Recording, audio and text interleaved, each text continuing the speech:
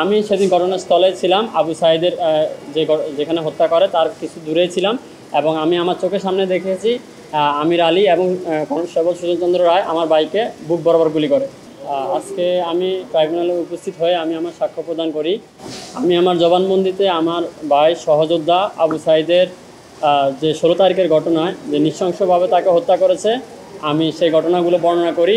এই ঘটনার সাথে যারা জড়িত ছিল সাবেক ফ্যাসিস্ট হাসিনা সরকার এবং তাদের যারা মন্ত্রীরা ছিল তাদের নাম উল্লেখ করেছি এবং বিশ্ববিদ্যালয় প্রশাসন, বিশ্ববিদ্যালয়ের শিক্ষক মশিউর রহমান, আসাদ মণ্ডল সহ বিশ্ববিদ্যালয়ের যারা আওয়ামী মতাদর্শী যারা কর্মকর্তা কর্মচারী ছিল, যারা এই হত্যার সাথে জড়িত ছিল, পুলিশ বাহিনীর যারা ঊর্ধ্বতন কর্মকর্তা ডিসি মনিরুজ্জামান, তারপর হচ্ছে শাহনুর আলম পাটোয়ারি, আবু মারুফ, এসি আরিফুজ্জামানি, তারপরে হচ্ছে ওসি রবিউল ইসলাম এবং আমাদের পুলিশ ফাঁড়ির ক্যাম্প ইনচার্জ বিভূতিভূষণ রায় সহ যারা হত্যা করেছে যে দুজন পুলিশ বাহিনী এএসআই আমির আলী এবং কনস্টেবল সুজয়চন্দ্র রায়, আমি সবার বিষয়ে উল্লেখ করেছি। যেহেতু আমি একজন প্রত্যক্ষদর্শী আবু সাঈদের সহযোদ্ধা, তো আমি তাদের সর্বোচ্চ বিচার দাবি করেছি। বিজ্ঞ আদালত তাদের বিচার সুষ্ঠুভাবে করবে, এটা আমি প্রত্যাশা রাখি। ওয়ালটন এখন দেশের সীমানা পেরিয়ে পৌঁছে গিয়েছে 50টিরও বেশি দেশে।